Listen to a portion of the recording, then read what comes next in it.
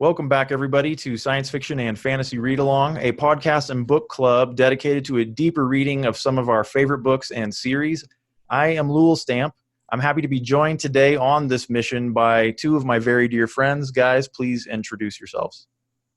Hey, I'm DM Phil. And my name is Lewel. Thanks, guys, for joining me today. This is really awesome. I'm super excited to do this.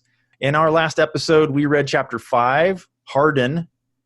In it, the Black Company slowed their headlong retreat towards Charm and the Lady just long enough to bloody the nose of Hardin's pursuing army.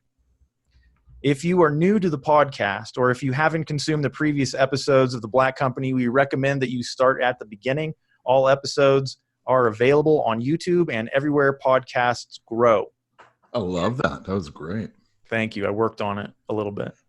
In this episode, we are discussing Chapter 6, entitled Lady, in which the rebel army besieges the tower at Charm.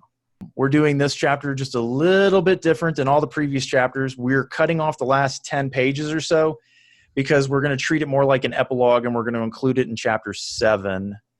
So it's not an error. We're doing this on purpose. You have for me a wonderful cast of characters that should be pretty long this time. I sure do. Yeah. Well, of course, we want to start with the important people, so please start with the Black Company. For the Black Company, we have, as always, Croaker, the narrator, the captain, the lieutenant, One-Eye, Silent, Goblin, Elmo, Raven, and tagging along, we have Darling. So continuing with the Circle of 18, we have Feather and Journey. In name only, we hear about Whiskers, Roper, and Tamarask. And then we have those who are taken. And this is a lengthy list. We have Soulcatcher, obviously.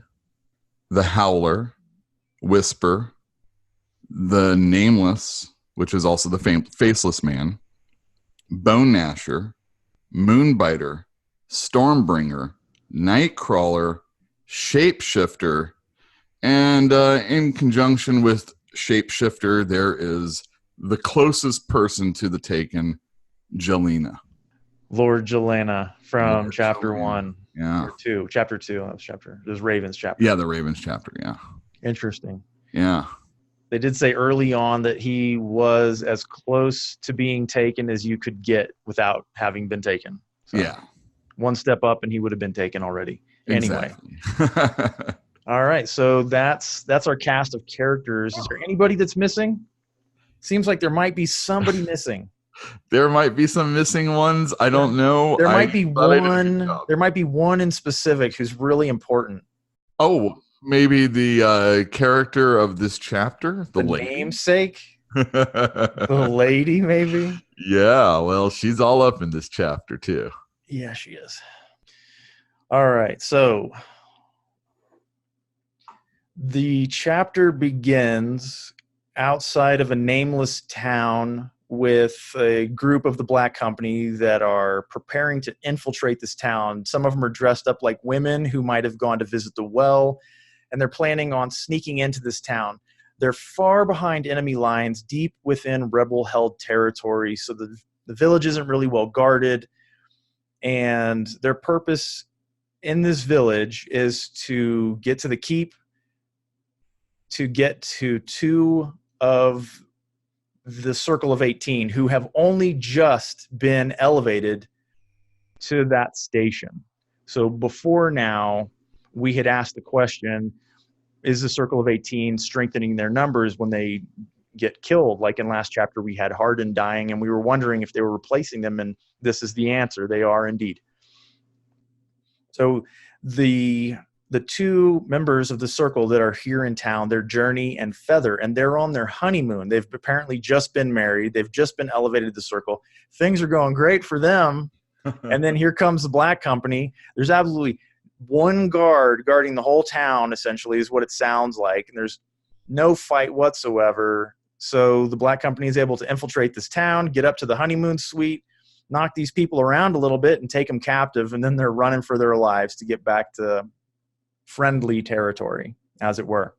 Halfway back to friendly territory, the Black Company is overlooking an encampment. One of 6 such encampments. We're told that there are 25 to 30,000 people in that encampment, which puts our total at about 150 to 180,000 enemy troops. That's all we're given information-wise there. So we have an idea of the strength of the enemy. They're having a conversation at that point, and they apparently the enemy has kind of stalled in their forward progress. Their morale's been kind of beaten back since it was a victory with Hardin at the Stair. They haven't been able to keep it up. It's been a couple of months, I guess. And because of the loss of Hardin and all of their generals, they're kind of stalling. All right, so that breaks a little bit. And then we have an encounter a little bit closer to home. It's actually quite a bit closer to home, where we find Croker and all these guys. They're hiding. They're in a little valley. Think of the Nazgul looking for the hobbits, and you'll get an idea of what's going on. You got cavalrymen, and there's some quick thinking magic from Silent. He creates a badger and distracts them. And anyway, they end up getting away. And then we next find them. They're firing 3 arrows up into the sky, which are basically flares to let people know they're just outside of Charm. They can see the tower from the hill that they're on. They're lying in the grass, and they're waiting to be picked up. And old One Eye and Goblin get a little bit bored. I think One Eye is the actual ding-dong that starts it. He sends a snake across Croker's chest. Croker freaks out for a second, but then he sees the little face. He sees the little face on the snake, and he's like, oh, no. And then, we all know how those fights go. Goblin almost always wins them. But anyway, it draws the attention of the enemy. Why would they do that? I don't know why they would do it. I mean, just to create some fun, but... It's ridiculous, these guys. It is you're really far from your mic, buddy. I can't hear you talking. Sorry. Just wanted to keep a little quiet. But, I mean, these guys are ridiculous. They are ridiculous. It's a huge, huge risk that they're taking just to have a little fun because they're bored or something. I don't know. Anyway, they get noticed, and here come the soldiers. And just in the nick of time, one of the Taken shows up on a carpet. They aren't able to recognize who that person is, but that person kind of dives in towards the enemies. Lime green thread kind of erupts among them, and it's a big mess, and that green thread is causing pretty serious damage. This separating wounds are forming on their bodies and stuff, and they're screaming and they're in agony. And then those threads start to drift towards the Black Company that are up on the hill, and they're like, oh, we better move. So they do. And they're like, well, we're downwind now. It's not going to come towards us, but the thread keeps on coming on. Yeah, but they moved 300 yards away. I mean, it wasn't just a little bit. Yes, he's correct. They booked it. They went a long way away, and that thread's still coming. And the Taken is standing on that carpet watching the whole thing happen. And Croker's a little bit perturbed by this notion. He knows that the attack is very likely upon them. So just in the nick of time, this gigantic flying carpet hoves into view over them. And I think there's a howl on it. Before the howler comes, the mystery Taken disappears, senses the presence of the howler coming and disappears before he gets there. That's true. And if I remember correctly, they also Croker kind of guesses at first that it may be Soulcatcher. Yeah, he thought. Well, I mean, he's most familiar with Soulcatcher. I think Right. That's a natural inclination. They Plus, don't have a lot of person. experience with the other Taken. Right. The Taken with the green thread departs just as the howler arrives, presumably because that one Taken is not acting in accordance with the lady's wishes, trying to attack the Black Company. And then the captain and Raven are on board, and they tell everybody to get on, so they do. There's a little bit of an information dump there. That's where they talk about finally being able to grow the company up to 1,000 that you were talking about earlier, Lewel. Yeah. And when they show up in Charm, the captain gets off. He says, go deliver the merchandise. Darling jumps on, pretending that she's telling Croker all about the doll, but in reality, she just wants to go for a ride. So she ignores Raven, who's yelling, and then Howler, who's a little kid, wrapped in purple gauze, is like, I'm going. He doesn't say anything. He just howls and takes off. And Raven's like, God, get her off of there. But she goes for a flight. And they're deposited on the tower at Charm. There's two parts of this chapter that I thought were really, really interesting. It started in the beginning. And when they were talking about when they're outside that nameless village, just waiting for their opportunity. And it was like 3 days of like no fires and cold nights, eating hard food, being miserable. And they said that they'd never been happier. That they finally get the chance to do what they were meant to do, which is like skullduggery and trickery and kind of daring do and outsmarting the enemy instead of fighting them face to face, which is kind of one of their calling cards. And they were very thankful to be doing that. Let me ask you a question, because I know where you're going, right? When the Badger incident happens and they've evaded the cavalry and they got that one hanger on, what does he say? Oh, he says, yeah, we can take him. Let's fight. And they shut him up. And they say that, hey, kid, it's like, we don't fight unless we have to. That's something you're going to have to learn. Yeah, you want to stick with us, you got to learn that we don't they could have gotten hurt. No, better to outthink the enemy. That's very mercenary of them. And I think it's part of their charm, part of their appeal, part of their amazingness. I agree. Well, kind of the other thing was, Croker was kind of talking about how the shifts in morale keep going back and forth. For instance, the ladies' troops were like demoralized, hopeless, beaten. But with every step of their fortifications, their buildup of strength, they started getting a little more confident. And in return, the rebel, their kind of morale, their enthusiasm, their ambition had started to diminish. And Croker kind of observes this when he talks about how they're dragging their feet, they're not in a hurry, that the lady is constantly doing campaigns to kind of demoralize them a little bit. Hit and run tactics, whittling them away, not giving them what they want, burning everything, slash and burn behind them. Which, if you guys remember, like I think it was at the end of last chapter when Croker was getting into the area around Charm and he was remarked at how beautiful the fields are. And he says it again in this section where he's like these green, verdant, fertile fields that are basically supporting the lady's empire is not kind of the stereotypical propaganda portrayal that the rebel has told everybody, where this is dark, blasted, dead land. It's actually kind of really, really pastoral place to live. You remember that? I do remember that, but I also remember that he said that it gets a little bit more bleak the closer you get to the tower. And the 1 mile radius around the tower, well, it's described later, so let's just get to that later. Oh, it's described right now. That's my turn. Oh, good. So Croker's on top of the cube waiting to be summoned to the lady. And he is looking out at the defenses that they've put together in the past couple of months. He describes it as a mile in every direction is like this broken, uneven terrain of loose, sharp rock that they had used, making of the fortification. Giant blocks, small blocks. Generally, he describes it as more effective than any moat can be to an approaching army, because it's like a mile of broken rock. And technically, people can get across it, but you can't march in formation. You can't march horses across it. And you certainly can't move any siege engines across it. So the only avenue to access the fortress is through this pie-shaped wedge to the north. They've done a lot of work in this area, and he even describes it as like gouged out and much lower than the broken terrain all around it. He says at the wide end of the pie, they've put together like a wooden palisade. And so it's like a mile away. And I don't know how wide the pie shaped is at the end, but it's like a mile away. They got this wooden palisade. And then all the friendly soldiers are camped just on the side of that. And in sequence, they've dug out these enormous trenches, like 30 feet deep and 30 feet wide in three separate locations that kind of go across the pie.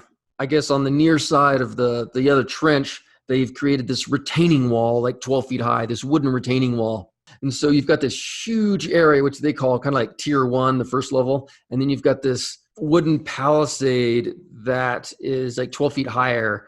and he's got all these archers like stationed on top of it so that they can obliterate the enemy from there. And then there's a third tier on top of that, which is behind another 12-foot palisade. They can like shoot down all the way to like the first level. Really, really cool. The reason I want to emphasize this is because it's really clear that Glen Cook, kind of an ex-military man, has a fairly decent grasp of like common battlefield tactics. And sure, you read about it in other books, but usually you don't see the level of detail and defensive thought in other books that Glen put into his. And I think that's really important.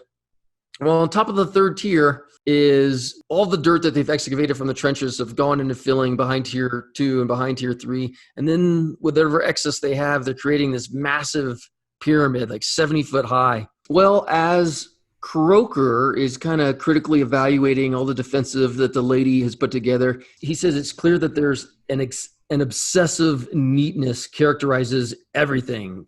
Everything is highly ordered. Everything is perfect and crisp and clean. And apparently that's exactly the way the lady likes things. She has very geometric thought. I mean, the fortress itself is described as a cube. Everything is in these perfect geometric shapes. Everything kind of fits together in a predictable way. And I think that's really telling of how she likes to do things, how she expects them to be, which is a paradox because if you look at the Taken tend to be chaotic, uncontrolled, constantly fighting amongst themselves, highly unordered. There's an answer to that question but it's later, I think. Remember. I will try to remember that, but I'll forget. Okay, good. Glad to hear it. So anyway, as Croker is sitting here watching what's going on and waiting for his summons, he hears a yell from down below on the second tier, and he throws up his arm just as something like blasts him. He hits the ground and stuns slightly, and he tries to get up, but the floor is like slick with blood, and it's his blood. Men are like rushing towards him, and he's trying to figure it out, and he's looking at his arm, and he's got this severed artery in his arm, and he's like bleeding like a stuck pig. Roof captain comes to him and says, "Hey, help me out here. Tell me what to do." And he says, "Put on a tourniquet." So the guard takes off his belt. They bring a stretcher to him, but eventually he passes out, and he wakes up in the hands of a decent surgeon, which he describes as part sorcerer, part doctor. Apparently he evaluates this healing of the artery as pretty darn good. So Croker is still stunned. He's kind of probably still a bit woozy from blood loss, everything else. But even then, he knows that this was not an accident. This captain orders one of his men to go find out what happened with this artillery that apparently misfired. It almost killed Croker. And we don't really get any answers. Later we find out that it was never understood. Apparently the guys in charge of that ballista they said it just got away from them. They can't explain it. But Croker's obviously convinced that it was another attempt on his life that very, very nearly succeeded. So now he thinks that he's actually being targeted, not just people in the Black Company. Right. He's pretty sure it's him, for sure. Okay. Croker, despite not being fully ready, gets summoned to the lady anyway. And when he goes into her chambers, in a wheelchair. He has this in a wheelchair. That's right. Pushing itself. That's right.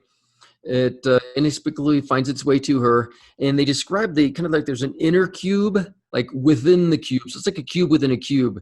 And there's no windows on it whatsoever. But when he goes into her room, he has this image of her like looking out over the plains and the sunlight shining in and tear diamonds on her cheek. And this was the exact like fantasy image he had like 3 or 4 chapters ago when he was thinking and having imaginations about the lady. And he knows it's not real. 1, because there's no windows in this inner tomb, and 2, he never wrote it down in any of his journals or any of his stories. This comes right out of his mind. So she had to take that out of his mind. But Croker he feels it, but he doesn't fully fall for it because he knows that anytime there's magic involved, you can't trust anything you see. And he even calls it sugar candy. And he tries to maintain his composure and just not really fall for it. But even so, it's pretty overwhelming, and it stirs him in seductive ways just seeing her. And she's everything he imagined her to be and more, the way she talked, the way she moved, the way she laughed, as if she's created this image, this persona to fully kind of enrapture him. I had the notion that it was like a stereotype almost. Like it's such a perfect fantasy for a man that it's just a stereotype almost. It might be. It's effective though. To him it is, yes. All right. Well, she says, she comes up to him and says, "We meet again." She said, "You're frightened." And he said, "Of course I am." And he realizes what the old stories are meant by her overwhelming presence, and says that the Dominator himself must have swayed her hot wind. Swayed in her hot wind. Yes. The lady goes on to say that she's like, "Hey, I know about your accident, and I know you got hurt, but it's really important that I get the information I need, and I need to know what happened." And he's like, "Well, I don't know." And she's like, "I think you know." She starts basically doing the mind suck on him again. And we don't know how much time passes, but it is apparently quite a bit of time. But, I mean, stop me if I'm wrong, but he was summoned to her before the accident. So what's she really after? That is a good question. Do we understand that from the reading? Or does she, like, drop whatever it was she was interested in to ask him these new questions because they're more interesting? Yeah, I think that might be the thing, because later on, they're going to meet up with each other again. Why are you referring to the future? Shh. I love you. Well, you're asking the question, and it's like it will be answered. Will it? Well, I don't know. I mean, maybe you're right. I mean, maybe if she does drop everything. I think this was a moment when Glen Cook wanted to get his character in position so that something could happen, and then he made it happen. Oh, man, that's some heavy-handed stuff. Yeah, that's some manipulations within manipulations. But that's what I think happened here, because I think the only thing she ever asks him about is the accident, right? There is also, like you said, there's like he experiences a loss of time a little bit. You know, it's kind of like time moves. And I think this even happens again. I know, talking about the future. You son of a bun. Oh, my God. Every time she, starts crawling through his mind, lots of time passes. So I think that's all she's doing.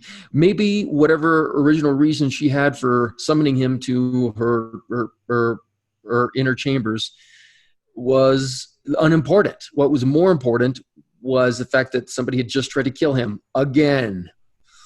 And he might just not remember also. Well, that's true, but she probably wants to know exactly what he saw. And I think maybe she can pull that from his mind.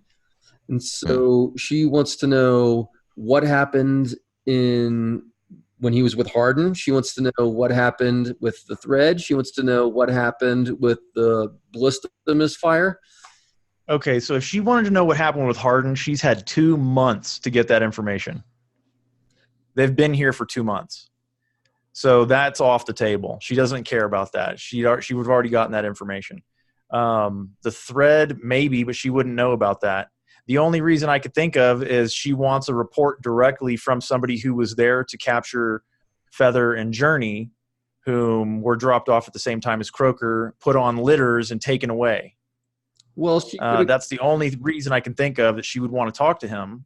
Well, she could have got the lieutenant to do that, who's outranks Croker.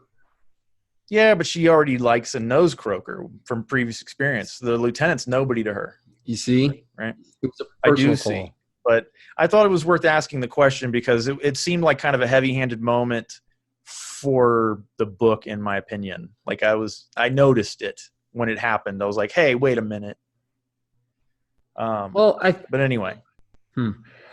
I think after never mind. Moving on. So just like the first time, he kind of stumbles out of there a little bit dazed. He goes by where the ballista mishap happened, but he doesn't see anything, and anybody there doesn't seem to know any information. But he continues on, and he finds One Eye, who starts debriefing him. It's One Eye and the captain. Right, and they find out that there's also been an attempt on Raisin was almost killed. On Raven's life, and it was Darling, the deaf girl, who got up and hit the intruder with a doll. And they were marveling at it. They didn't get it, and I don't get it either. Because he said that, Raven sleeps so lightly, he wakes up, when a gnat takes a footstep or something like that. But he didn't hear anything. But either way, Darling chased off the attacker, and that's all I know. I think they referred to it as cockeyed magic. That was definitely magic. Mhm. Yeah. Maybe she's immune. Maybe. Maybe her disabilities, her different abilities is that she doesn't get affected by that stuff. Charmed so easily. Yeah, you can't hear it or see it or smell it, so therefore, Right. it doesn't work. Well, during that meeting, Croker, they want to know kind of what's going on, and the captain says, "Come on, Croker, tell us." It's like, if there's been 2 attempts on your life, and on Ravens, like if he tries to get Croker to tell him, he's like, if you tell us, then there's no point in killing you because the cat's already out of the bag, so to speak. And so he does. He tells them everything he knows, but he also tells them that he's not sure that it's Soulcatcher, but he believes she's involved. And then he has this epiphany. He says a chain of logic lightning to a conclusion. And what he realizes, what is really going on here is Soulcatcher wants to bring back the Dominator, and that's what this is about. This is him thinking out loud, essentially? Well, no, it's not out loud. He says it. He said no, in quotes. That is out loud. They want to bring back the Dominator. But that's him thinking. He hasn't been told this by the lady. He's just kind of speculating? He is speculating, but I think it's a little more than that. Because he also was thinking to himself, he's like, the data was there all along. I should have seen it. I should have comprehended it. And in his mind, what he sees are half the Taken want to do in the lady and bring back the Dominator. I mean, that's what he says, yes. Yeah, and then One Eye gets all defeatist, and he's like, okay, fine. The battle's going to be lost. The lady will be overthrown. Her Taken will be laid low, and her loyal troops wiped out. And he means the Black Company. And I can't remember who said it, but they're also talking about the Dominator is probably influencing the Circle. That's a little bit later. No, it says it right there. Oh, does it? Yep, it says. Oh, yeah, you're right. It is. Yeah, it says, yeah, you're probably right on the mark when you say maybe the Dominator is influencing the Circle, eh? Do you remember we talked about this at I think the last chapter towards the end? We suggested that it sounded like there might be a plot against the lady and that Soulcatcher might be involved and she might consider the lady to be her only rival because she was the second most powerful woman in the world now. That's right. Remember that conversation? She said that. Yeah, she told Croker that you've just made me the second most powerful person in the world. Right. So we picked this up in the previous chapter. So there have been hints along the way. This isn't coming out of the blue as it may appear at this very moment. I don't know why they'd want to bring back the Dominator, though. That just doesn't sound like a good time. No, but they did reference Bowmans again, the wizard Bowmans. He said the ding dong to let him out. Essentially, he proved that communication with those buried in the Barrowland was possible. He could even be guiding some of the Circle. And I think they said he, but I don't know if they mean Bowmans or the Dominator. Well, Bowmans is not communicating with the Circle. So if they're referring to somebody being in contact with the Circle and influencing them, it's definitely the Dominator. I agree. All right, so we know there's a plot against the lady, or we suspect that there's a plot against the lady because the Black Company thinks there's a plot against the lady and that the real goal is to bring back the Dominator. And we don't really know who's involved, but Croker is suspicious that Soulcatcher is involved, and we saw that in the last chapter. Okay, I do want to add one thing. This is what I was talking about, Philip, when you said you weren't going to remember. Oh, I did. Yeah, I wrote that down for you. You mentioned that the lady appears very organized, obsessively so, but the Taken are kind of chaotic and all over the place. Well, there's a line in here where Croker says, referring to the lady, that she was secure in the strength of her wickedness. She did not need to quash the questions and doubts and fears of her minions. She could laugh at her consciences and moralities.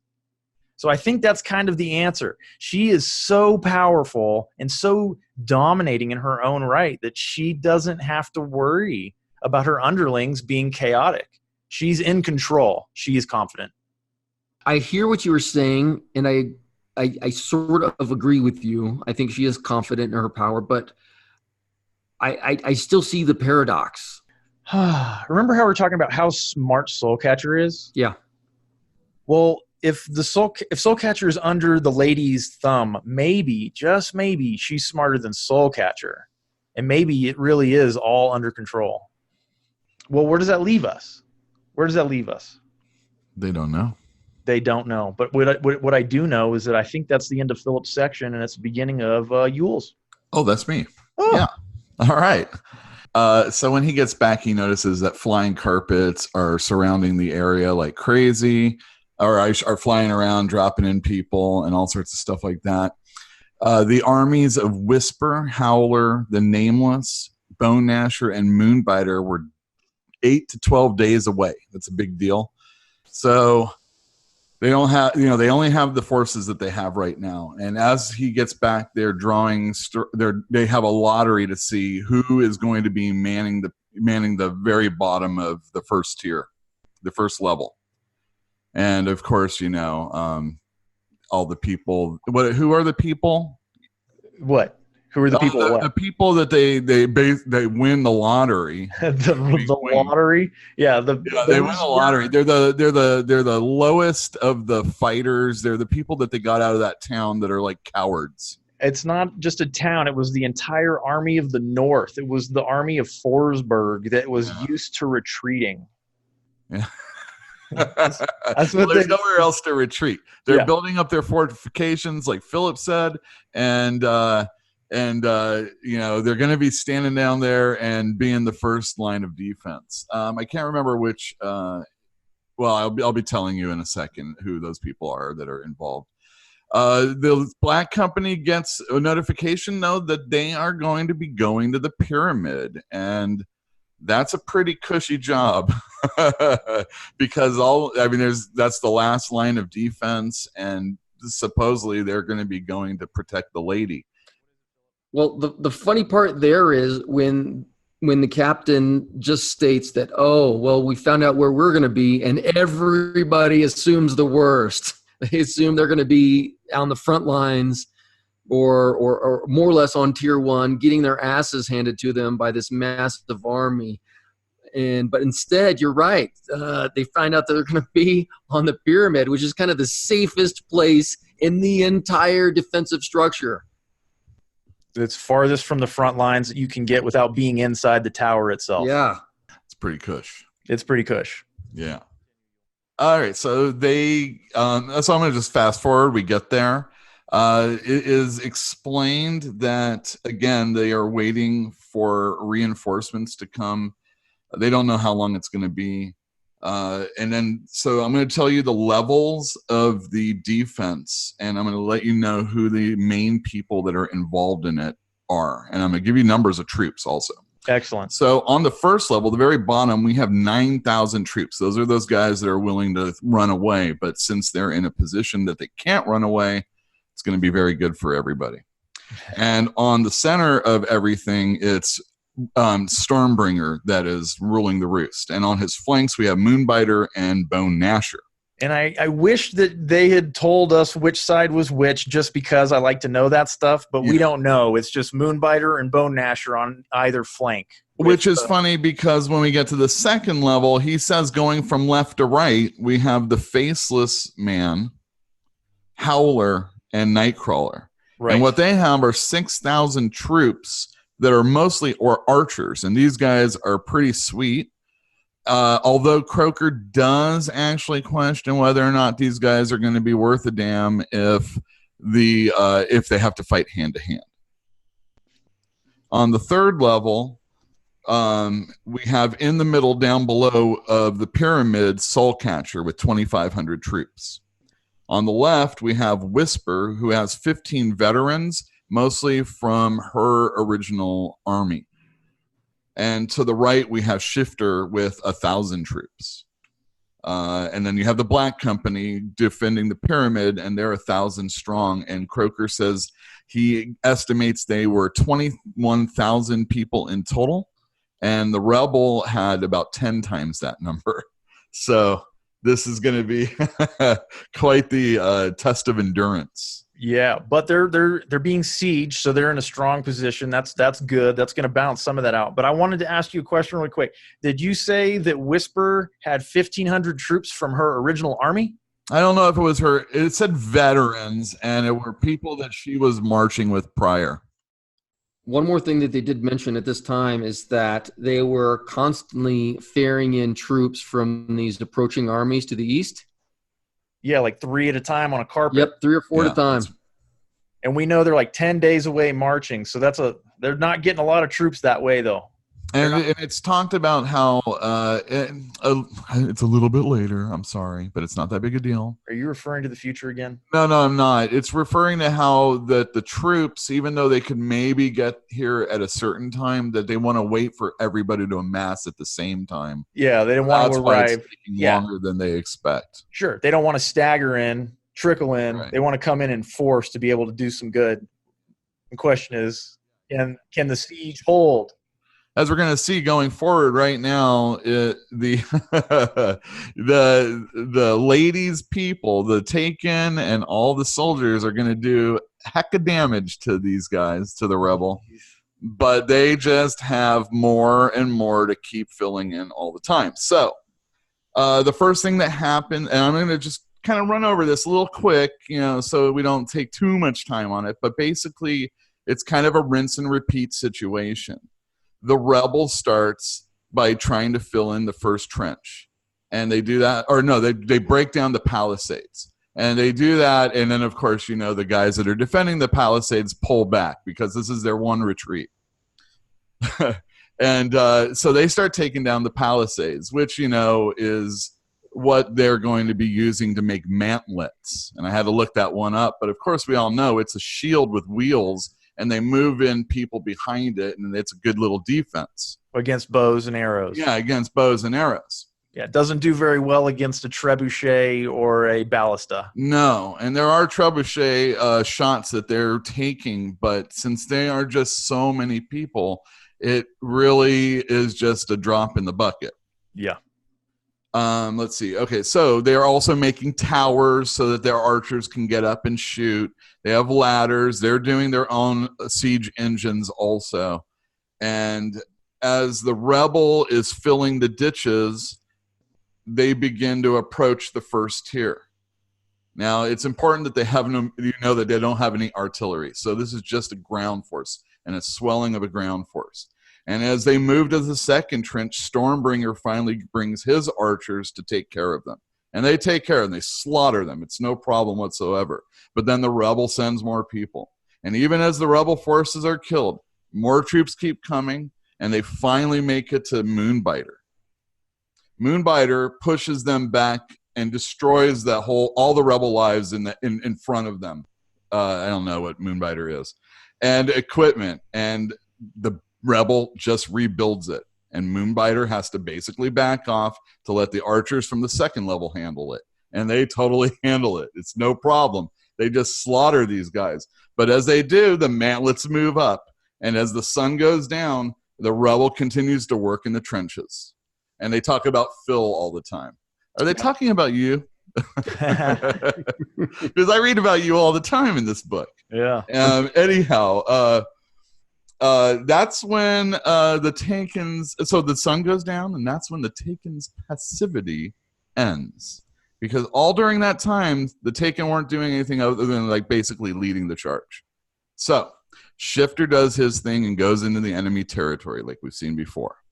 And a storm rages, and there's thunder, and there's lightning, and machinery is destroyed of the rebels. And as the lightning flashes, there's giants of stone, and they're throwing boulders at the machinery, and they're just giant worms come out of the earth. And we saw lava before, and lava is coming out of the earth, and they are just laying waste to all of the rebels.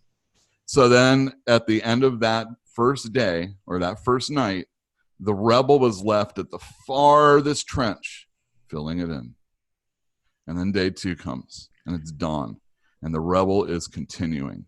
And the captain reports, or I shouldn't say the captain reports, but it's to Croker, and he finds out that Shifter is dead. And he's like, oh my gosh, that must have been something. And there's even conversation about that there was this wild animal that was ripping the heck out of people. And they assume that's probably Shifter that was doing that. Funny enough, we find out that Shifter's replacement is Jelena, because you see his battle standard come. And of course, when Raven hears that, the first thing he does is spit. Can't handle that. Yep. The final trench. All right, so the final trench is being filled, and it's met by resistance. Hold on, Lewel. And they die.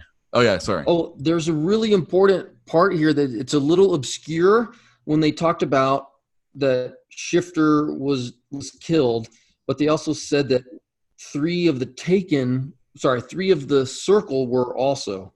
They did, yes. Who were they? They were Whiskers, Roper, and Tamarask. Right. And they were killed.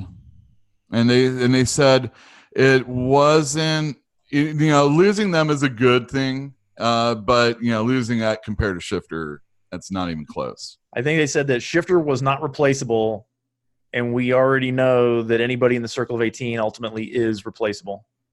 Right. The description of the creature that was killing the Circle of 18 was that it was a cat-like killer.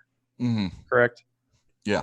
Well, that part right there is the important part, because it's like One Eye. It is an important part. One Eye figured it out right then. Well, he figures out that he figures out who killed his brother, but it's not really said yet. Okay, sorry. Go on. But he does bring it up. I mean, it is brought up without a doubt. One Eye is realizing what happened. And me as a reader, I wasn't quite sure yet. So there was the cat-like beast that was described, and Croker remembers that Catcher had brought the 4 Valaka along. Yeah. Right? Yeah. And he was like, no, that's more Shifter style. It's probably not a 4 Valaka. And that's when One Eye starts to figure it out, and he starts to punch on that hanging slab of meat, right? Yeah. He's like, he keeps coming back to it throughout the day and like punching on this dried meat, because he's starting to put 2 and 2 together. The stuff that we didn't understand at the end of chapter 1, One Eye is starting to understand. So what you're saying is it wasn't a 4 Valaka that killed Tom Tom. He is suspicious. He's pretty sure it was Shapeshifter. Pretty suspicious that it could have been Shapeshifter. Yeah. So it makes mention that he was able to outlast the person who killed his brother, but he didn't have anything to do with it. Right. Yeah. Right. All right. So too late to extract revenge is what he said. Right. Exactly. So the rebels, if you forgot about them, they're still doing their whole fill in and die situation. At the end of their day, basically, Moonbiter routs them, and the rebels then fill back in. Croker, this is the evening. Croker and One Eye are sent to help with Stormbringer's injured, and as they go there, they seek Soulcatcher, and Soulcatcher gives Croker kind of a look, like a surprised look. Well, he waves at Soulcatcher. He does, yes. And he's like, whoa. Soulcatcher, that is. All right, so they get to that encampment, and then they are actually led to go to the Bone Gnasher side. And Croker, I'm sorry, that's when he passes Stormbringer. And as he's passing Stormbringer, the amulet that's around his wrist that One Eye gave him starts to burn. And that's when he starts to think about the lime thread. And then he says, taken on the wind. And then it's, he's basically talking about Stormbringer there. And then the question is, maybe Stormbringer is the one that was on that carpet. Well, do you remember what the purpose of that amulet is? It is to warn you when there is a taken nearby, right? I think it's not just any taken. I think it's a hostile taken, because he just passed within 10 feet of Soulcatcher and it didn't burn his wrist. Right. And now he's passing close to Stormbringer and the thing's going crazy. So let's reevaluate that. They said earlier that it will glow, or you will feel it when any of the taken are near. But it did not do it when Soulcatcher was close, implying that Soulcatcher might not be taken. You really think so? It's implied.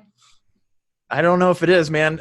Storm, I don't know if it is. I think it's more logical to assume that it's hostility directed towards you, because Soulcatcher is undeniably taken. She's one of the taken, right? She's one of the 10 who were taken. By title. She was in the tomb. She was in the tomb with the lady. So by reputation, she's taken. I don't think that's something that we can assume. Well, okay, fine. You can assume. I don't know. I like that theory, though. Thanks, Yule. Yeah, I mean, I won't talk about the future. I'm going to talk about right now. Well, they're in surgery working on someone together. One Eye is startled. He thinks he sees something, but you don't know what, because he's pressed, but he doesn't say anything. Later on, again, when Croaker is working on someone and One Eye is working on somebody, One Eye stops doing what he's doing, and he starts to actually back up to where Bone Gnasher is. And it's then when Croaker catches something out the corner of his eye, he sees a creature come towards him, and it's basically the Forvalaka that we've been talking about. And he dances out of the way, and he gets his shirt slashed at, but One Eye casts a spell which causes like a blinding, if you will. And then when Croaker's eyes come to, he sees Bone Gnasher with a super grip onto the Forvalaka, and it can't get away. And that's when Bone Gnasher just takes his teeth and he rips into the shoulder of the Forvalaka. He described it as he ruined the shoulder. Yeah. Just big old chomp. So One Eye is like, hey, Croaker, we got to get the heck out of here. This thing has come for you. And they do. They ditch the scene and they run off. And that's when they see Catcher and Stormbringer. And Croaker gives them a not respectful salute. Yeah. And he definitely suspects one of them as for the reason that Forvalaka attack occurred. Right. So he's amped up when they get back to camp, and it's One Eye who gives Croaker one of Croaker's sedatives. And when he goes to sleep, he dreams. This is the end of the day. He dreams of the lady, and in his head, he hears, "My faithful need not fear." And that's something that's been said before, if I'm not mistaken. Oh, yeah. It's a complete refrain. She says it over and over again. So then he awakens, and One Eye tells him that he missed quite the scene as the Circle and the Taken went at it.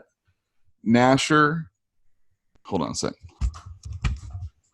So when he awakens, One Eye tells Croaker that there was quite the scene going on. The Circle and the Taken went at it. Gnasher and Stormbringer were killed. They basically killed each other. And 4 of the what are they? Circle of 18 died also. I don't think we need to throw that number around anymore. We know they're not at that strength. They're not even close to 18 anymore. Oh.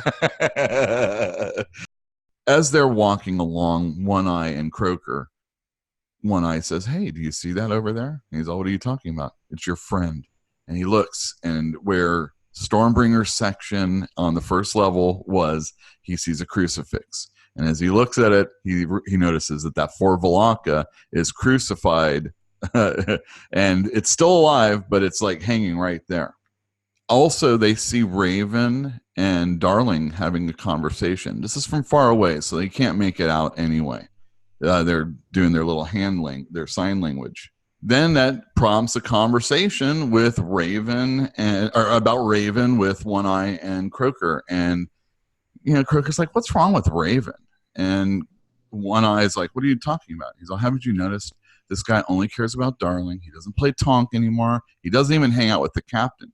It's been said for many chapters prior that the captain and Raven were very much alike, and they enjoyed each other's company. Yeah, they're like brothers. So everything's changing about Raven, and it prompts One Eye to say, "Yeah, you're right. Raven is being strange, even for being Raven." Right. And there you go. Oh, thank you, Yule. Yeah. All right, let's talk about a couple of things real quick. How do you guys want to approach this subject of Darling? Well, I think we should state it like it's stated right in the book, which was one of the things I did want to mention. Earlier, it might have been the first day or the second day, I'm not sure, but Raven and Darling are overlooking the battlefield, and Croker kind of watches them, and they're talking with their sign language, just like you mentioned now, but apparently he's close enough that he can see it. And he describes Darling as just asking a continuous stream of questions about what's going on. And he said they were not simple questions. And he says, you might expect their like from an apprentice general, a prince, someone expected to assume eventual command. And so I think, I don't know what's going to happen, but I think there's a little foreshadowing right there about how important she will become. Certainly her mind is sharp. Yes. Right? She's not asking childish questions. Right, which is kind of paradoxical with when she got on the flying carpet and she was talking about her doll and the clothes on it, and that innocence coupled with keen intellect and reality. I mean, it's clear she comprehends precisely what's going on. Yes, she knew what she was doing in both of those cases. And Raven has become increasingly protective of her to the point where he seems a little bit paranoid about members of the Black Company and Croker in particular. Anyway, people are starting to notice his behavior. Although Darling's just Darling. She's friendly, she's outgoing, she's friends with Silent, she's friends with Croker. I mean, they're friends, they're buds. Right. Another thing that I wanted to mention, we talked about this just briefly between the break here, and it is to do with the placement of the crucifix. Where is that crucifix? It's right in front of where Stormbringer was defending. Okay. Stormbringer, who set off the bracelet on Croker's arm. Stormbringer, who mutually destroyed Bone Gnasher, who is associated in Croker's mind with green thread. Why is that crucifix there? I believe, let's go back just a little bit. Do you remember before Croker was attacked by the Four Valaka? Uh-huh. Right. He's sitting inside this temporary medical ward, and he says that he's been treated by, he and One Eye had treated like over 200, a couple hundred people. Bone Gnasher was there the entire time watching them. So you have this Taken who probably has a heck of a lot of more important things to do than just to sit there and watch these two guys work. Then you go back to Croker's dreams, where he was visited by the lady, and she says that my faithful have nothing to fear. And that's because she knew that there was going to be another attack on Croker's life, and she probably knew it was going to be the Four Valaka. So she sent Bone Gnasher there to look after him, to look over him, to protect him, because somehow she values him that much that she's willing to send a Taken specifically there to protect him. Yes. Guard duty from a Taken. It's pretty, that's an honor, really. But why is the crucifix over where Stormbringer is? Obviously, it's a symbolic gesture that, we know it was you. Oh yeah. Bone Gnasher probably crucified the Four Valaka in his own camp and then marched it over there, shoved it in the ground and said, "What? Bring it, lady." And then they killed each other. That's him calling her out. Almost certainly that's him confronting her. I'm guessing he knew who had control of the Four Valaka. And even if he didn't place the blame directly, he placed the blame appropriately, and it ended up getting him killed. But he took out the Taken that was at least partially responsible. That's what I think anyway, is the only thing that makes sense to me as far as the location goes. Because he could have just put the crucifix up in his own camp, but he did not. He put it up over there. So you also brought up this little interesting point, because we were discussing earlier how Croker's amulet burned when he was with Stormbringer. When he passed close to Stormbringer. Uncomfortably close, it said. Yes, but it didn't go off when he got close to Soulcatcher, and nor did it go off when Bone Gnasher was there. Correct. So I think maybe you were correct that it comprehends malign Taken intent. Well, he was in touch with the Howler also, or very close to it, and it didn't bother him then. Yeah, he was on the same carpet. You're right. Yep. All right. So malice, the thing responds to malice. So what we continue on is the continuing advance of the rebel through the pie, right? Approaching progressive levels of defenses. They have to like recross the first trench, recross the second, recross the third, and this is time they're bringing up their heavier troops and their more organized troops, all of them fresh, and they start hammering away at the troops on the first tier, who are already pretty beaten and tired. And it doesn't take very long for these troops to start collapsing and getting really hurt and breaking into smaller pockets. And they describe it as, they eventually get kind of separated, even though they're taking like merciless missile fire again and again and again. And they actually say in there, I mean, it's continuous missile fire. I can't even think about what kind of bowman could like keep doing that all day, every day. But Croker describes it, says in an amazement that the lady must have been squirreling away arrows for an entire generation just for this one battle. Yeah. Well, remember how many there are, too. There are literally thousands of archers on the second and third tiers. Just raining death. Yeah, Constant. they can fire real slow. They would get tired, admittedly, but I mean they can just fire slowly because there's thousands of them. So there's a constant rain of arrows coming down and killing these guys. Well, the people in the first tier eventually kind of get a little overrun. They're still fighting in pockets. A lot of them break and run and try to scramble up the first wooden palisade. And I think they say Howler's troops. Was it Howler's? Howler relented eventually, and he started pulling them up. That was it. That was later. But yeah, Nightcrawler just like pushes them back and says, "Keep fighting."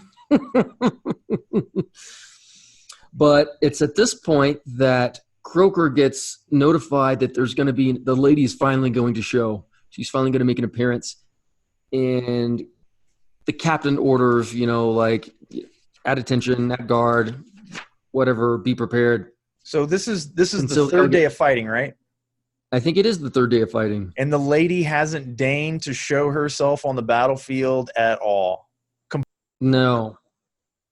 Well, she shows up, and she comes with her entourage, so to speak, but they describe her as having this like amazing animal, and she's very stylish, and they describe her as being in red and gold brocade, white scarves, gold and silver jewelry, a few black accents, and her hair is like as dark as midnight, hung long from beneath an elegant white and lace tricorn hat trailing white ostrich plumes. So it's completely opposite of what you'd expect from somebody described as dark and evil and horrible. And she creates this striking figure of perhaps beauty and inspiration that is kind of contrary to her reputation. Her entourage, however, completely fits the stereotypical image. Black horses with black leather, wearing black clothes, and all of their faces covered with this black gauze, so you can't really see who they are. And I have this image of kind of like the Lord of the Rings and like the Nine described as riders in black. Oh, yeah, very much so. Very much sharp edges everywhere, just wickedness incarnate.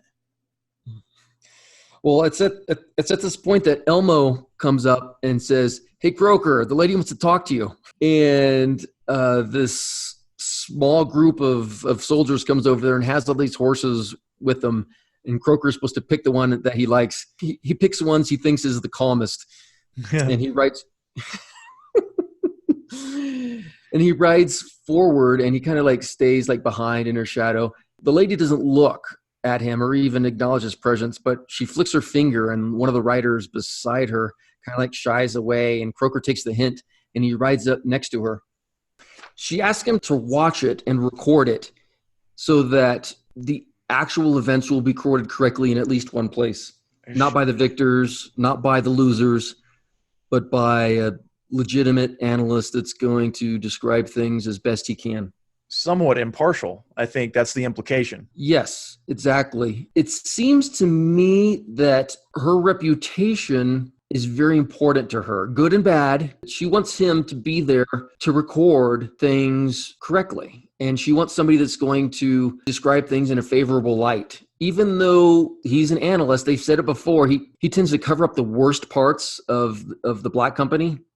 And everybody made fun of him for it. And Raven calls it sugar and spice. And since she likes the lady, he's probably predisposed to do the same thing. And I think she knows that. Even though she told him, yeah, just tell it like you see it. I think he's going to be a more friendly historian than some others might be. Well, that is speculation at this point. We don't Sure. know. We only know what he's writing down so far. And he hasn't been entirely flattering with some of the stuff that he's seen. Touche. So there's some risk there that he's going to tell the truth. Nevertheless, she does tell him to write it as he sees it. Right. Well, fine. Okay, moving forward, it's at this time that everything on the first tier is getting overrun. It looks like everybody's going to die. The rebels have already broken onto the second tier and are starting to wreak havoc. And it's at this point one of the entourage comes forward, and they have this long silver horn. They raise it to their lips, and the gauze comes up, and Croker realizes that it's Feather, one of the Circle of 18 that they had just captured. Now she's one of the Taken. Which is no surprise, right? You're not surprised by this, are you? No, of course I'm not surprised. And so she blows on this horn, and he said wasn't very loud, but you could hear it everywhere, like it transcends distance. And thousands, everybody on the battlefield, thousands and thousands of people all stop fighting at that point. Which is insane. Pretty amazing, yes. And then the lady indicates to her other companion she has like these big, long black spear, and he raises it up in the air. And this is Journey. And then he lets it down, and when he does that, like several sections, 12 sections of the second tier palisade just explode outward, and these huge war elephants come like roaring out and start wreaking havoc. And they're all covered in metal, and their mahouts are like in this plate mail, and they're just like wreaking havoc. And they knock over the enemy's fortifications. And these are people from the north. They have never seen an elephant. They do not know what to do. And it just causes this massive, massive, massive chaos. And they're running about, and they're running amok, and they're pushing everything back. And it's this time that the lady says, and Croker knows it's coming, he's like, don't do it. But she does. So she takes advantage of the chaos, and she orders all the troops on like the first tier and the second tier, not all of them, of course. They advance, they attack, they counterattack, they take advantage of this chaos. And it describes it as just slaughtering like everybody, this disorganized army, getting mauled and destroyed. They don't want to run towards the elephants. They're too afraid to fight the army. All of their war machines are getting broken and burning, and they push them all the way back to the first trench. Meanwhile, Croker's giggling because he hasn't seen elephants since his first year with the company, and he's like, "Where did you get elephants? This is great." Yeah, they've been hiding. They've been hiding in these alcoves buried behind this retaining wall for God knows how long, and nobody saw them. We know exactly how long. They were building these containment areas for the elephants when you were describing your first section. Oh, yeah, that's true. Yes. So it's only been like 5 or 6 days. Yeah. And days? And he says the more important question is not where did you get the elephants, but how did you get them in there without anybody noticing? And that's true. That is the question. How did she get the elephants in those cages without anybody knowing? That is in itself an achievement worthy of the lady. But For sure. She did it. Heck of a surprise. Well, it completely turned the tide of the battle, chased them all the way back to the first trench, and caused massive, unbelievable casualties. Yeah. And Croker remarks, he's just like, that was amazing, but it's too bad you played your last trick. And she just looks over him and smiles. Yeah. All right. So where does that leave us there, buddy? I guess at the very end of this little bit of engagement. I mean, that's it for the fighting for that day, right? Well, I guess in a way that's kind of the end of what happened that day, and you get into the night, and I guess Croker had fallen asleep, and he gets out to report the next day, and he says he doesn't know for whom it was a better disaster. He said that night they lost Moonbiter, the Faceless Man, and Nightcrawler. And he said, only Nightcrawler fell to enemy action. The others were consumed by a feud among the Taken. Oh, no, I guess that was at the end of the day. Sorry, that was the same day. Actually, I'm a little confused. Doesn't matter. I'm always confused. Night. Those 3 Taken died that night. So what happens is they fight all day. The elephant thing happens. The lady goes back inside. There's some fireworks that night. Some of the Taken die. Croker gets summoned again to the lady. I don't remember if that's that day or the next day. By all means, continue. Don't worry too much about that, though. Fair enough. So Croker goes back to the inner tower where the lady is. Does it say why she summoned him? She did not say why she summoned him. It says come. Yes. She did not give any explanation. It was Elmo. Elmo came to him again and said, Tower, Croker, your girlfriend wants you. Take a bow along. That's hilarious, your girlfriend. They give him, every time he gets summoned to the tower, somebody gives him a little bit of grief about the romances that he wrote. Every single time. And he's like, give it a rest, guys. God. It's so good. Oh, I know. They found a bone. Well, they found something. They found a scab, something that bothers them, and they're never going to stop picking. Of course not. But yeah, he said, why take a bow? And he's like, I don't know. Should I take arrows too? Doesn't sound smart. Okay, I won't. Yeah, very funny. So he goes and he meets the lady, and she doesn't waste any time. He just looked at her until she speaks, and she says, rumors are running wild out there, aren't they? About what's happening among the Taken? And Croker nodded. Well, this is a really weird exchange that Croker has with the lady. In a way, she's trying to explain to Croker exactly what is going on, exactly what's at stake, exactly why she wants him there to record everything exactly. And this is kind of for our benefit as the reader, I feel, because it goes contrary to what she's been doing all along. She's been telling him to record it as he sees it, and now she's telling him what to see, which those two things don't really jive, in my opinion, you know? She's influencing him by giving him a lot of information. She's giving him background information, but it's, of course, going to flavor his text. It's from her perspective. She's giving him her perspective. But what does she tell him anyway? Well, she tells him that her husband isn't dead and that he is actually the one behind everything, which is kind of what Croker already intuited earlier. Yeah, the Dominator. What a jerk. Yeah. And he says that basically he put together the Circle of 18. He either influenced or directly created the Circle of 18 specifically to come after the lady.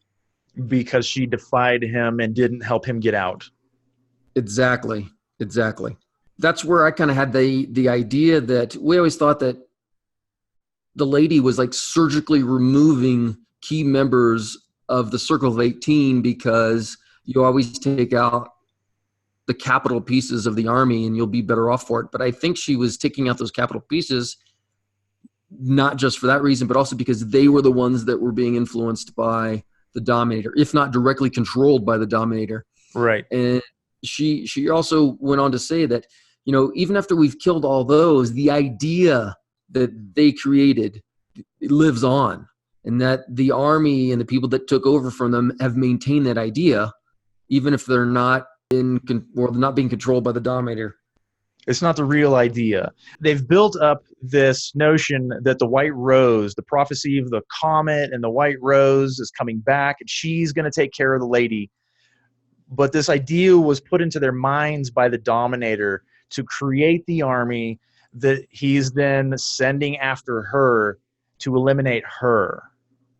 That's the idea. Let's go back in time. The initial White Rose to take out the Dominator and all the Taken. And yes, it's prophesied that she will again, but the lady isn't the Dominator. No. Right? Yeah, but I mean, we don't actually know what the prophecy is. We just know that we know it says that the White Rose should be reborn and return. It's not specific to the enemy of the White Rose. It's specific to the White Rose's return. Fair enough. But I guess what I was trying to get at is that the Dominator is trying to paint the lady as the enemy, right? Yeah. And she is, but... Yeah. All right, fair enough. But she also goes on to say that the Dominator has also been corrupting other members of the Taken. He implied that he said that all the females among the Taken are very vulnerable to his suggestions. And right. I don't know if that's just because he's a man and they're a woman, or he's got incredible masculine charisma, or whatever power he has. But apparently, it's more powerful over women. Well, don't you think that the lady has the equivalent power over men? It certainly seems like a looks that way. Yeah, they have equal. They might not be equal in power, but they both have a similar power. It's not something we're not strange to this. Like, we've seen it before. We've seen its effect on Croker. Yeah, Croker is going nuts like a 15-year-old boy. He talks about that, and he's like, I decided not. I refrained from being a 15-year-old sex-crazed boy again. Yeah. Yeah. So he obviously has this incredible, unnatural physical attraction to her that's kind of hard to describe. Yes. And she also deliberates that everybody considers her to be evil, but he said evil is relative. He's like, from your perspective, the people out on the field trying to kill us are the evil ones. He's like, from our perspective, or she goes out and tells him, he's like, the greater evil is the Dominator. And everybody out there is a pawn of the Dominator. And the Taken in my group that are being influenced by the Dominator are the greater evil. Yeah. And when you put it like that, it's kind of hard to argue, isn't it? Yeah. And she says, if I lose this battle, the world is over. Like, the Dominator will take over. He will be reborn. He will be resurrected, and he wins. And if he wins, the world loses. Basically, she's saying that she is the lesser of two evils by a long shot. Right. And I'd say Croker kind of falls for it in this moment because we know that the White Rose already put the Dominator down once. So, along with the lady and the 10 who were taken. So the White Rose is not a slouch. That's not a joke of a person. This is an extraordinarily powerful individual who is prophesied to come back.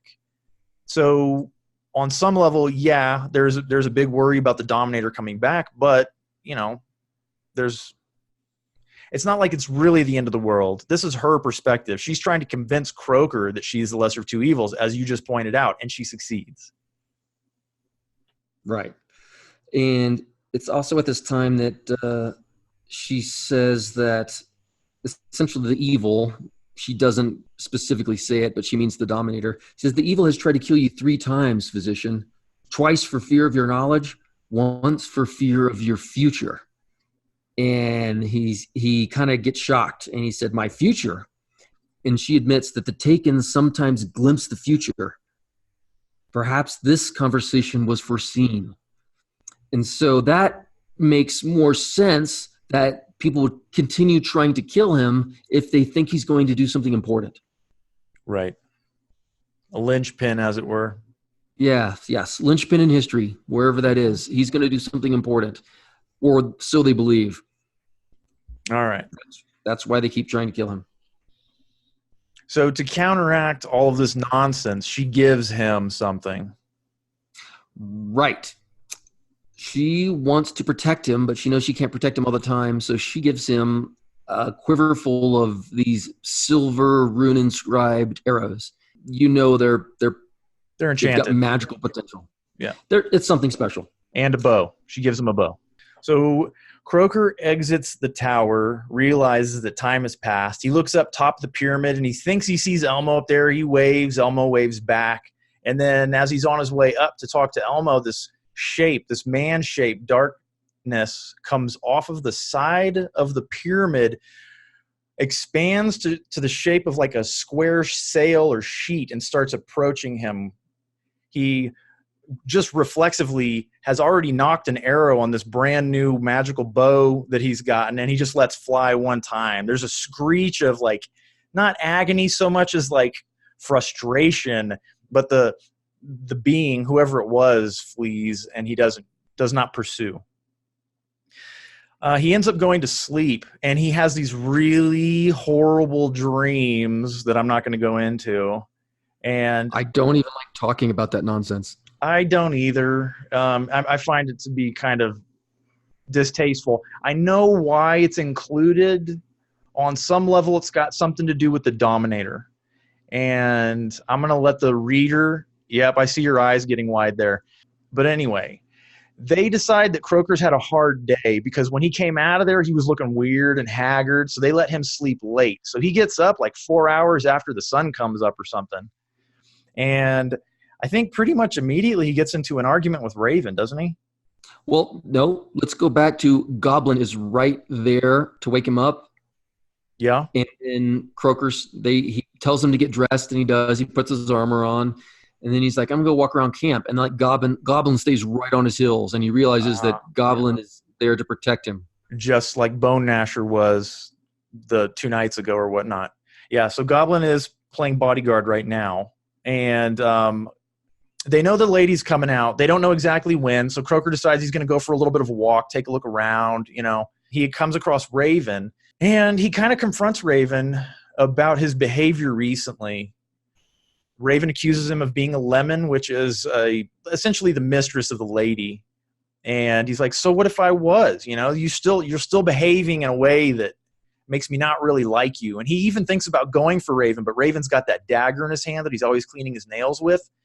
But eventually, Goblin steps up, and he's like, look, we're going to see the captain right now. You're behaving like a jerk, and everybody knows it, and everybody can see it. And Raven is a little bit startled because he realizes that Goblin's actually mad at him, and it's very difficult to get Goblin angry. And Goblin's like, we're going. You're going to go talk to the captain.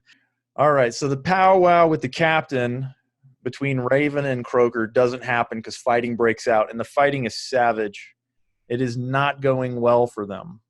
During the combat, the Howler, he flees by appearances. He flees into the tower. And then a little while later, he's hovering over the battlefield, and he and all of his entourage, he's got several guys, and they're dropping these, I guess they're about the size of a human head. They're globes. They're dropping them over the sides of the carpet onto the enemy, essentially. And Croker's like, they're having zero effect. What is he doing? You know, what? He's unimpressed. There's no effect. He doesn't just drop it on the enemy. He goes all the way back to their camp beyond the palisade and drops it way back there too. Yeah, and Croker doesn't even think that there's anybody back there anymore because they've done such dent to the numbers. But, you know, hey, whatever. Why not? Okay, so the fighting is not going well.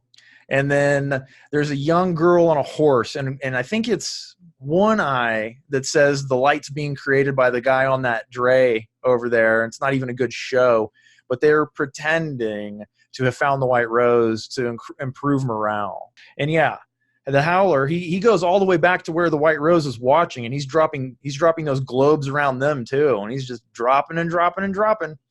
Anyway, the lady is there. They're readying horses. The Black Company is all getting on horses, and Croker's like, we're not going to charge down there, are we? Like, I guess we are. So they're all on horseback, and they're getting ready to charge downhill. And like I said, the fighting's not going super well. Then the Howler is done dropping all of his globes, and he is going, I think he said 5 times faster than a horse can run.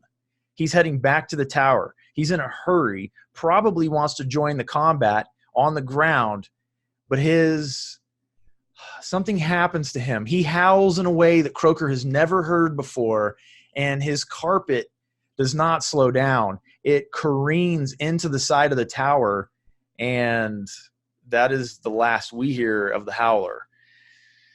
And it's then the lady says, oh, you're going to use that bow today. analyst, you will use that bow today. And the word will is italicized, so she emphasizes that word. She knows that she's going to have him kill somebody today. So with that, the lady charges downhill. She just goes, and Croker's with her. And the rest of the Black Company does not charge because they're after a particular person, one person. And that person knows this attack is coming. And that person is Soulcatcher. That person is on their side. And Soulcatcher bolts. Already on a horse, gone. So I guess we have to assume that Soulcatcher had something to do with Howler's crash. We haven't seen anything like that before from Soulcatcher, have we? Any ability to... I don't know what happened to the Howler. I don't understand. I just know that he lost control. He was going really fast and he was not able to stop in time. I don't know. But, okay, so they charge. They're pursuing. It's just Croker and the lady, and they're in hot pursuit of Soulcatcher. They go right through the enemy. They go right through the enemy encampment. They go right past everybody. Nobody bothers to stop them or even try. Soulcatcher leads them on this chase through the plain and around some kind of obstruction like a hillside or something, and then she's not there anymore. They don't see it. They don't see Soulcatcher. And I think they have to look for her for a minute, and then they head towards the woods. And as they're getting close to the woods, the lady dives off of her horse, and Croker follows suit for no apparent reason whatsoever. But then both horses have this like black growth or sore on their necks, and they're both just dead. So that was some kind of attack that was unleashed upon them and their horses. So anyway, they continue to pursue. There's a skirmish. Like, the lady is showing Croker through her own eyes what she is seeing. Croker's just seeing like flashes, and he can see down the length of her arm where she's pointing, and there's a person there. So he kind of sneaks up and shoots that person in the back of the head. And then another one gets on a carpet and tries to flee. Croker takes a shot at that person and barely misses, but does miss because of evasive action. So the lady summons a giant dragonfly, which goes and knocks the carpet, and the person falls off, and then Croker just, bam, shoots that person again. The lady goes up to that person that just fell off the carpet, who looks like Soulcatcher, dressed just like Soulcatcher, and lifts the morion to see the face. It's not her, she says. So we were right all along, guys. Soulcatcher is a lady. We got it from chapter 2 or whatever. Okay, so tells Croker, go see if that's a woman. So Croker's like, oh, it was a woman. Oh, like he didn't really know, even though he'd been checking Soulcatcher out. You know, do you remember? He's like, hey, she's got some little bumps there. This is interesting. And she always talks like in the voice of a woman when she's being serious. It's not really a surprise. I didn't think it was a surprise. Anyway. So Croker sees that there's some horse tracks that lead off into the forest, but he's looking around, and he also notices there's this big bundle, like a bale of some kind. So he goes, slices it open to see what it is, and it's the papers that Whisper had in the forest that apparently Soulcatcher had never turned over to the lady. Or if she did, she only turned over a handful. She didn't turn over much. So anyway, he doesn't mention that to the lady, because he knows he'll never get a chance to look at them if he mentions it now. So he goes back to the lady. Yeah, you were right. It's a guy. It was a young man. It wasn't a woman. And a horse's tracks lead further off into the forest. So she's still on horseback. So they get on that rickety, now semi-broken flying carpet that Soulcatcher abandoned, and they fly. They end up in a valley chasm kind of deal, and it's cold, and they just wait. Because the lady knows where Soulcatcher is going to appear eventually. And she does. She's on horseback, and she's hauling as fast as she can. And the pursuit is on. I think what ends up happening is the lady kind of rams into Soulcatcher. But this was after Croker put an arrow into her fleeing back. And this is when I start to feel a little bit wary of Croker himself. I start to wonder about Croker and how much he's being influenced by the lady, because he just shot her in the back. He didn't even think about it. He's using these magic arrows, and I don't know how much influence she has on him, but he's not acting in a way that seems natural to me. Go ahead, Yule. Yeah, well, I mean, when he left the tower, the bow was in his hand, and he's Yeah. walking through town, and he knocks his arrow. Yes. He doesn't even really realize he's doing it when he's doing it. So I Yeah. think that plays up with what you're saying, that she has some control over him. Or the bow does. His work with the bow is like under her control. Yeah. Yeah. I don't know if it's her or if it's the bow, and it might just be one and the same. But do you remember Darling was asking about the bow a little while ago, and he said he showed it to her, but he wouldn't relinquish it. He could not. Okay? He could not let it out of his hand. That's right. He was giving her like a hug or something like that, and he still had it in his hand. Yeah. Yeah. Yeah. So or under his arm. yeah, I don't know exactly what's going on, but I know that it's not native to Croker's behavior to shoot people in the back or in the back of the head without any warning. Nevertheless, he shot Soulcatcher. The flying carpet just rammed into the horse, broke its leg, knocked Soulcatcher to the ground. They both go flying. The lady breaks her legs. Croker's able to jump free, and he's on his feet immediately, and he just pow, pow, pow, 3 arrows into Soulcatcher. And then he pulls his sword, and he marvels that he still has it. He's like, how do I still have my sword? But he just charges his boss, as it were, and beheads her. So after the beheading, the head rolls free. The Morian pops open, and Soulcatcher's eyes lock onto his, and she's trying to mouth words to him. And he says that he's been back over that 10,000 times, and he cannot figure out what she was trying to tell him. But I think you and I, as the reader, we've been building to this point where we're suspicious of the lady. We've kind of come to love Soulcatcher. I mean, I certainly have. And Soulcatcher, he says, in his opinion, that Soulcatcher is the only reason that Stormbringer did not kill him and Raven when they were down on the battlefield after Hardin's death.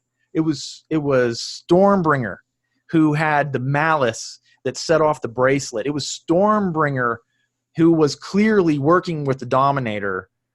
It wasn't Soulcatcher. She might have been playing along. The lady said that... Am I getting ahead?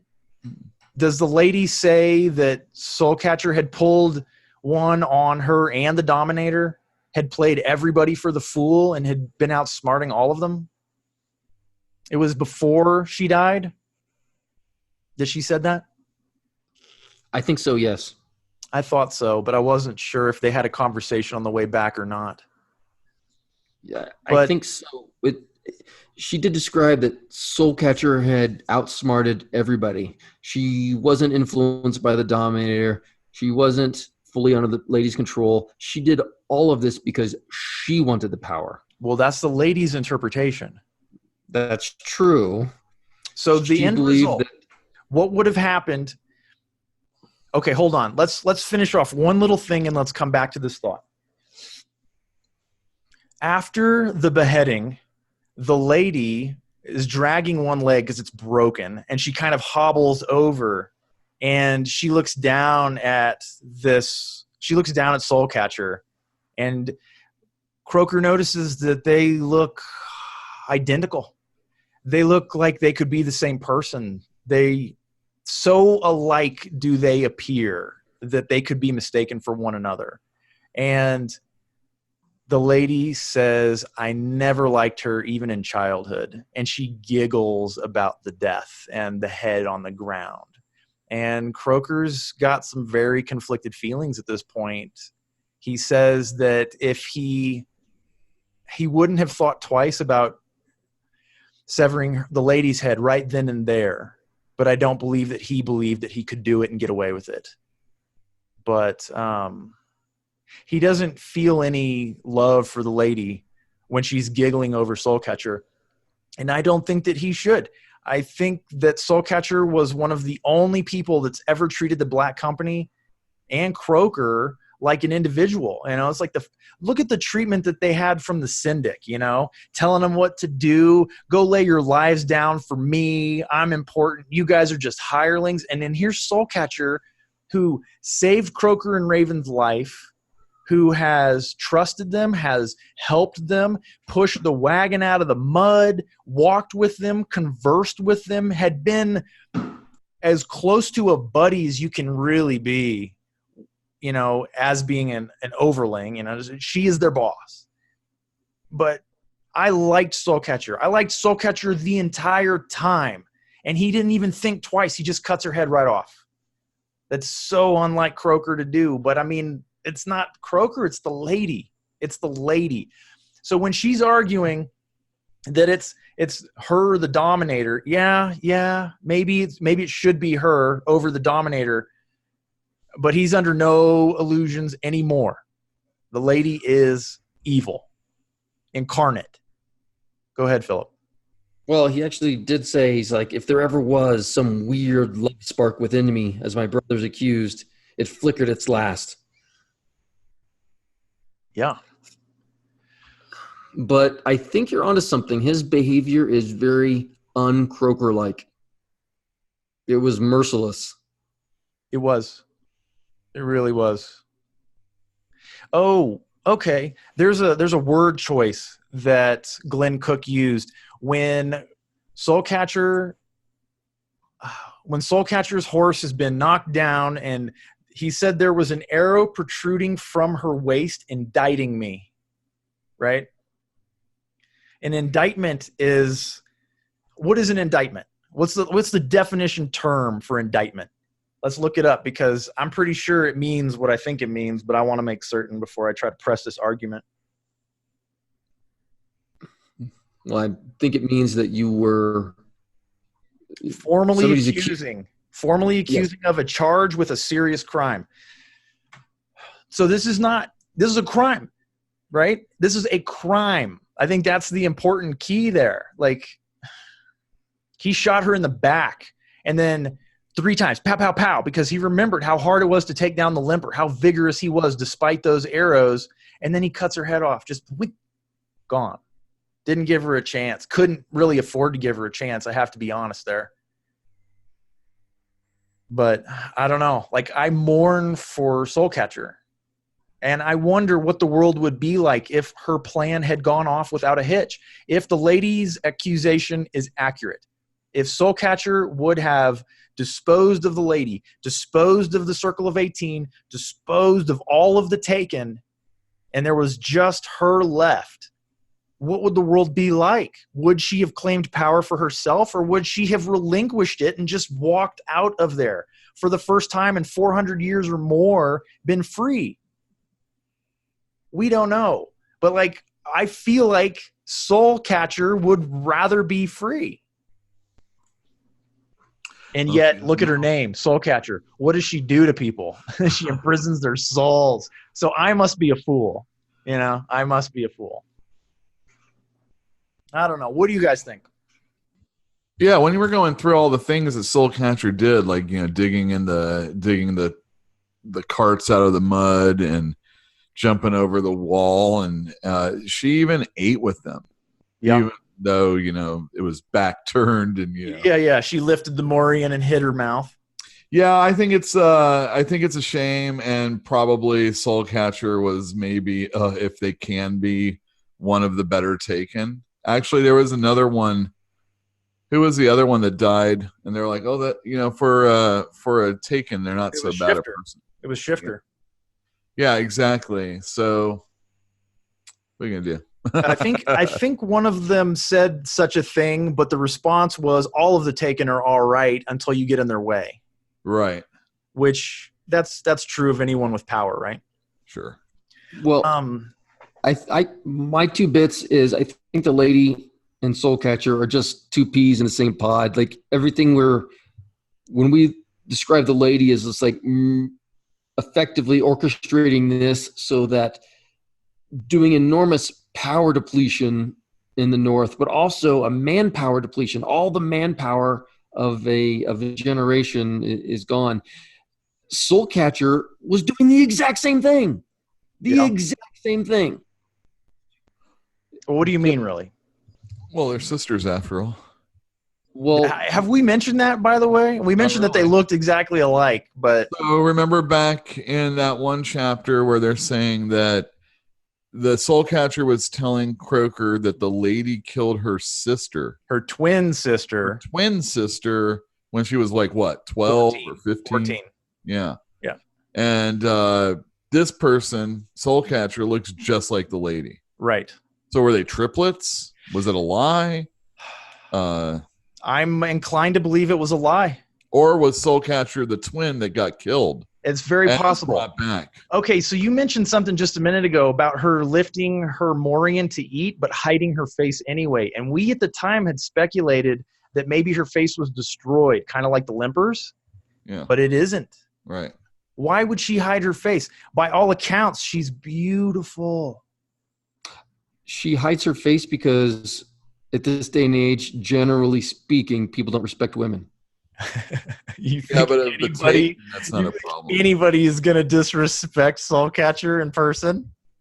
Just a thought. I don't know, man. I don't think so. I think this is a pretty egalitarian world we're living in. Well, back to my point, I think but essentially Soulcatcher was party to, agreed with, and is exactly like the lady. I think that's a fair assessment. I think it's a fair assessment. But, I mean, did you not go through this novel really kind of liking Soulcatcher? Yes, but that could have been a persona she created to engender their attachment and respect. Yes.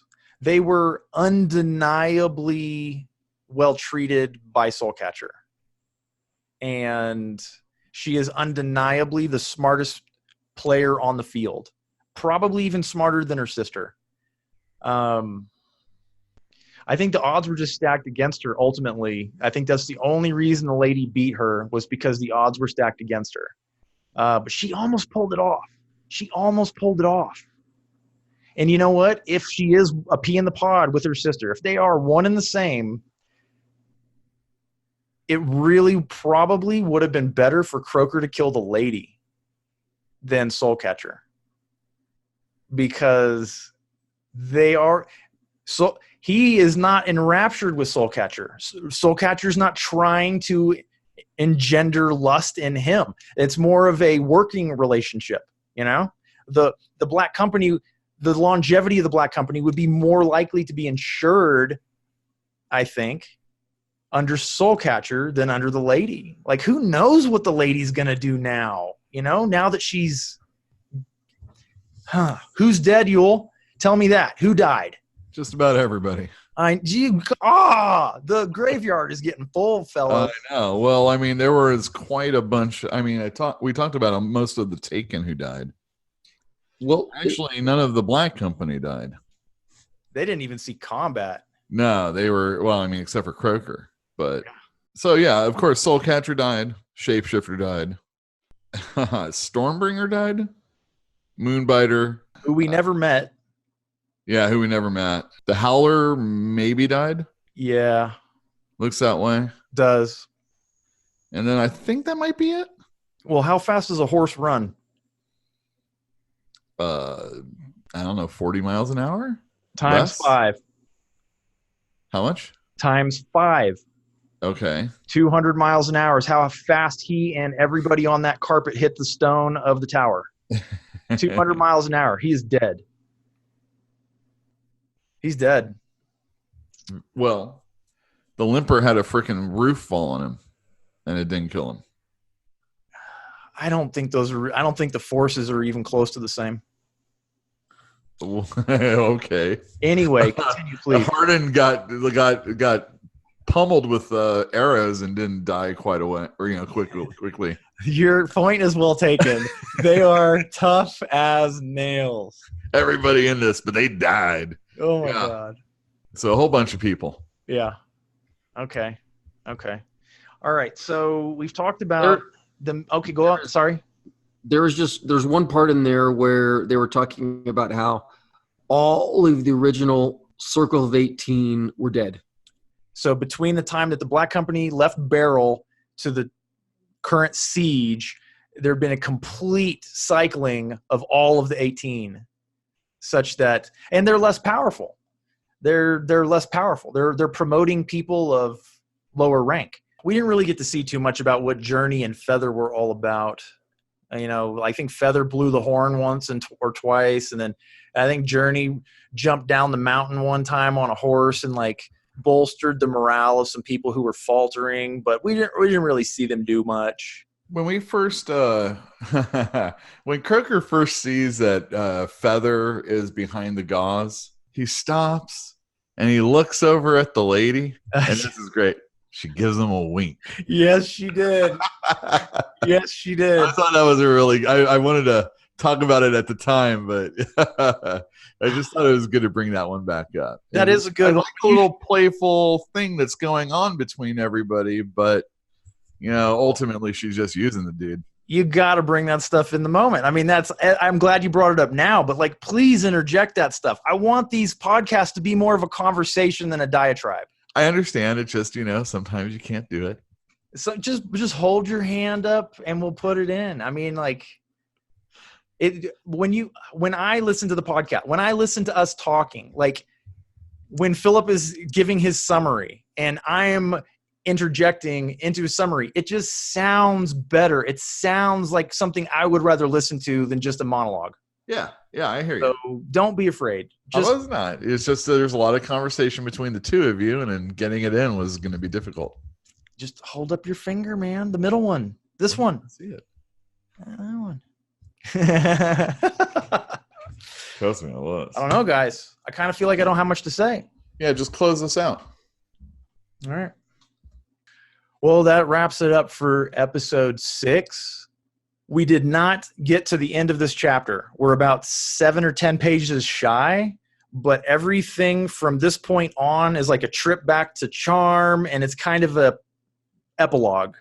We will come back and finish this up in chapter 7 and do the last chapter as well as a full book summary. Thank you all for joining us for another episode of Science Fiction and Fantasy Read Along. If you caught something that we missed, please tell us. We want to know, and we'd love to hear what you think, both about the book and this show.